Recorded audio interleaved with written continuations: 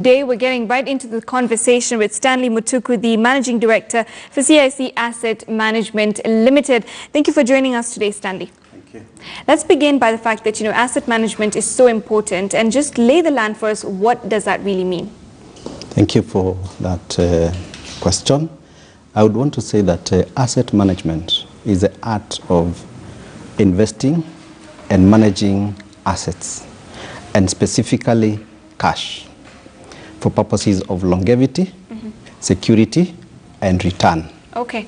So, they always say, make your money work for you. So this is where, of course, it comes in, investing into assets and growing it. So now that we have that completely defined for us, let's talk about this income drawdown that you are all set to launch. What is that now targeting? Now, income drawdown is a product in the pension space, and it's targeting retirees and potential retirees at the age of 50 and above, who have worked and accumulated some amount of money for their latter years after employment. When we think about when we retire, it is important to plan and ask ourselves, what would happen if I lived many years more than I even worked? For example, at 50, what will happen to me if I lived beyond another 50 years? And that is why we thought wise to have a product that can take care of our future, both for ourselves and for even the young, through what we call a deferred income drawdown, where you can build that fund up to 50 and then put it into a lump sum product by fund managers, and especially now CIC Asset Management having this product to take care of the retirement of the old. Okay.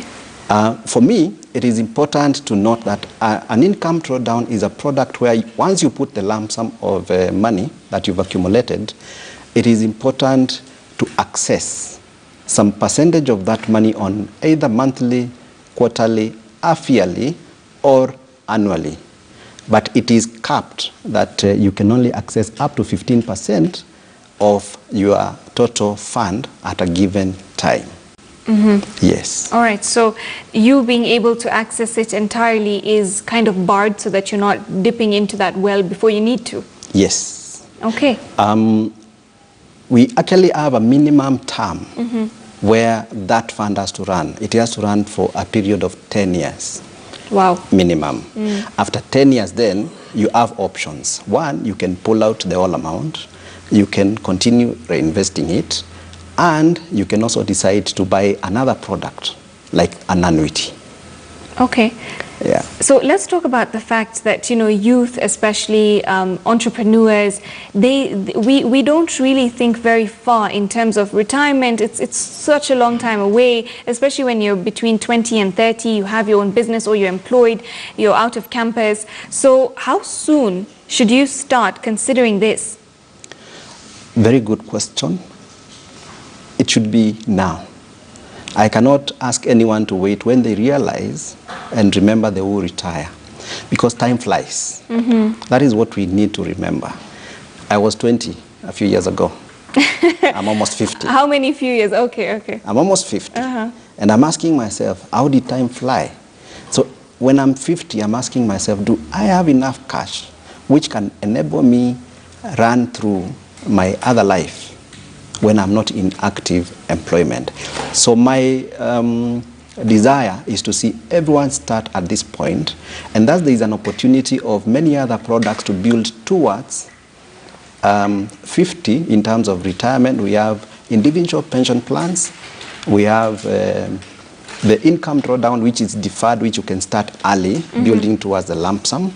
And CIC has all these products geared towards that. And we also have the occupational schemes that are run by our employers, which at 50 we could easily have access. Now, in the era of redundancies and voluntary retirements, and even choosing to go into business, there's that lump sum someone will get at 50. That is what we are targeting, to make sure that we help and work with our Kenyan counterparts to ensure that their future is properly secured.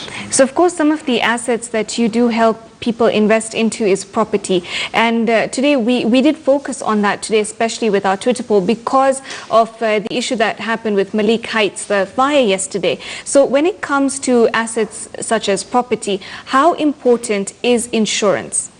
Now, insurance is part of financial planning and investment. A reason being, we work so hard to acquire assets. Most of the times we forget to protect those assets.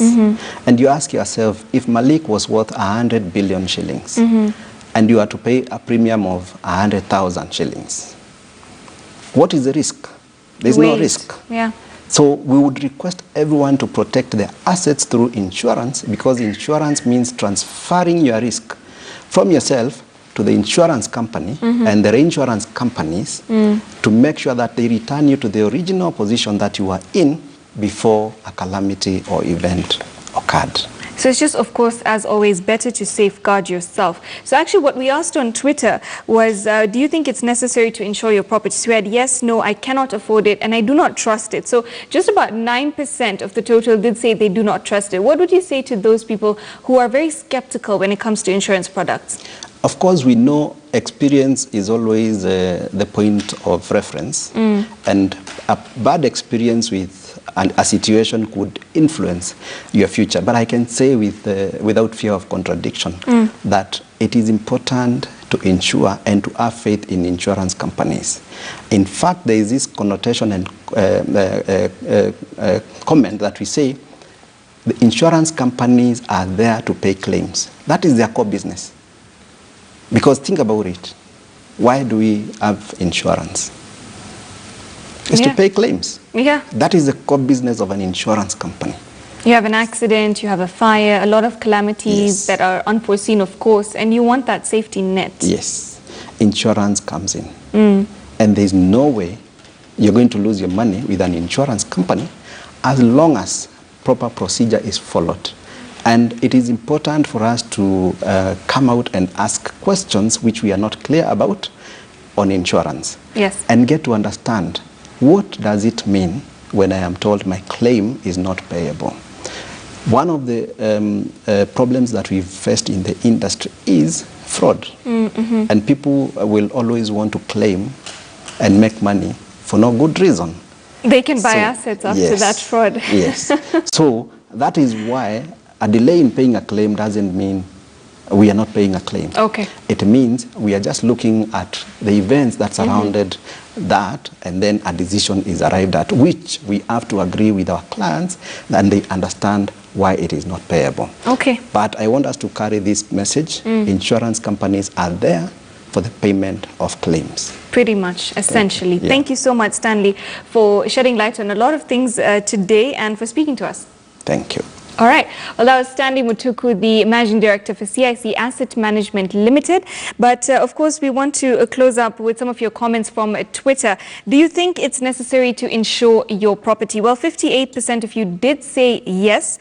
11% said no. We had 22% saying I cannot afford it, and 9% saying I do not trust it. Some also did comment saying that insurance companies may not be their cup of tea. Well, thank you so much for all your comments on Twitter and for joining us on Business Today. I'm Malika Kazia, wishing you a lovely